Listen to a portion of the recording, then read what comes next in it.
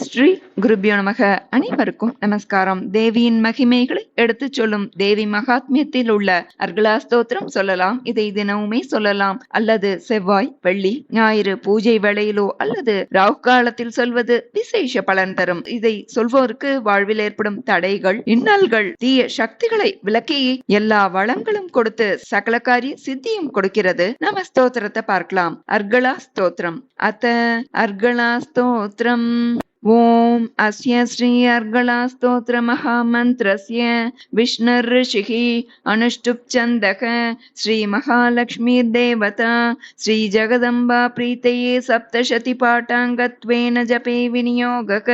ஓம் நமச்சண்டிகாயை. மார்க்கண்டேய உவாச்ச.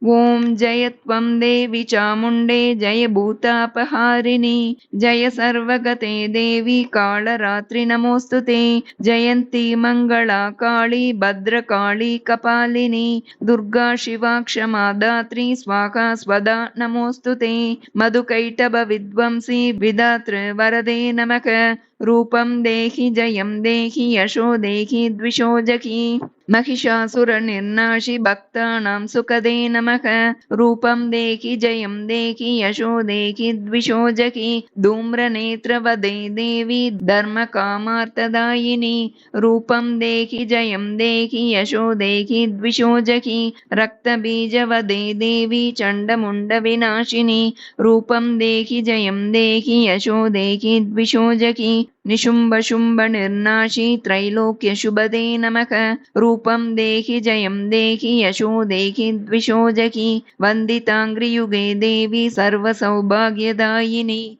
रूपं देहि जयं देहि यशो देहि द्विषोजकि. अचिन्त्य रूपचरिते सर्वशत्रुविनाशिनी. रूपं देहि जयं देहि यशो देहि द्विषोजकि. न तेभ्यः सर्वदा भक्त्या चापन्ने दुरितापके. रूपं देहि जयं देहि यशो देहि द्विषोजकि. सुवद्भ्यो भक्तिपूर्वं त्वां चण्डिके व्याधिनाशिनी. रूपं देहि जयं देहि यशो देहि द्विषोजकि. चण्डिके सततं युद्धे जयन्ती पापनाशिनी. रूपं देहि जयं देहि यशो देहि द्विषोजकि. देहि सौभाग्यमारोग्यं देहि देवि परं सुखं. रूपं देहि जयं देहि यशो देहि द्विषोजकि. विदेहि देवि कल्याणं विदेहि विपुलां श्रियं. रूपं देहि जयं देहि यशो देहि द्विषोजकि. विदेहि द्विषतां नाशं विदेहि बलमुच्चकैः.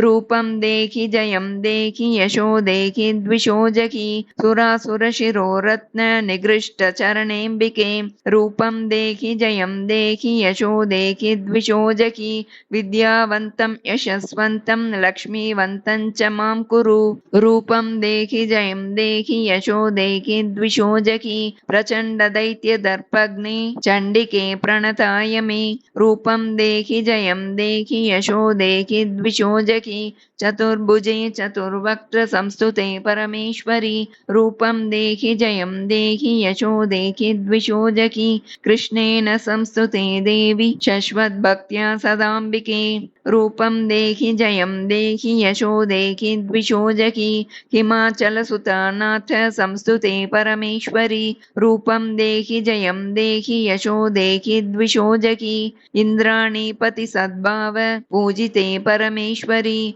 रूपं देहि जयं देहि यशो देहि द्विषोजकि. देवी भक्तजनोद्धाम दत्तानन्दोदयेऽम्बिके. रूपं देहि जयं देहि यशो देहि द्विषोजकि. भार्यां मनोरमां देहि मनोवृत्तानुसारिणीं. रूपं देहि जयं देहि यशो देहि द्विषोजकि. तारिणि दुर्ग संसार सागरस्याचलोद्भवे. रूपं देहि जयं देहि यशो देहि द्विषोजकि. इदं स्तोत्रं पठित्वा तु महास्तोत्रं पठेन्नरः. सप्तशतीं समाराध्य वरमाप्नोति दुर्लभम्. इति श्रीमार्कण्डेयपुराणे अर्गलास्तोत्रं समाप्तम्. துர்க்கைக்கு ராகு காலம் விசேஷம் என்பது போல் சரபேஸ்வரருக்கும் ராகு கால பூஜை மிக விசேஷமானது. குறிப்பாக ஞாயிற்றுக்கிழமை சரபேஸ்வரர் வழிபாடு ஜெயம் கொடுக்கும். ராகு காலத்தில் சரபேஸ்வரரை தியானித்து இந்த மந்திரங்களை சொல்ல அனைத்து பிரச்சனைகளுக்கும் தீர்வு கொடுக்கும். வழக்குகளில் சாதக பலன் கிடைக்கும். சண்டை சச்சரவுகள் நொடியில் தீரும் என்பது நம்பிக்கை. இந்த நன்னாளில் நாம் சரபர் மந்திரமும் சக்தி வாய்ந்த சரபாஷ்டகமும் சொல்லலாம். ஓம் சாலுவேஷாய வித்மகி பக்ஷிராஜாய தீமகி தன்னோ ஷரபः பிரச்சோதயாத். ஓம் சாலுவேஷாய வித்மகி பக்ஷிராஜாய தீமகி தன்னோ ஷரபः பிரச்சோதயாத். श्री शरभाष्टकम्. श्री शिव उवाच शृणु देवि महागुह्यं परं पुण्यविवर्धनं शरभेशाष्टकं मन्त्रं वक्ष्यामि तव तत्त्वतः ऋषिन्यासादिकं यत्तत् सर्वपूर्ववदाचरेत् ध्यानभेदं विशेषेण वक्ष्याम्यहमतः शिवे. ध्यानं ज्वलनकुटिलकेशं सूर्यचन्द्राग्निनेत्रं निशिततरणकाग्रोद्धूतहेमाबदेहं शरभमतमुनीन्द्रैः सेव्यमानं सिताङ्गं प्रणतभयविनाशं भावयेत् पक्षिराजम्.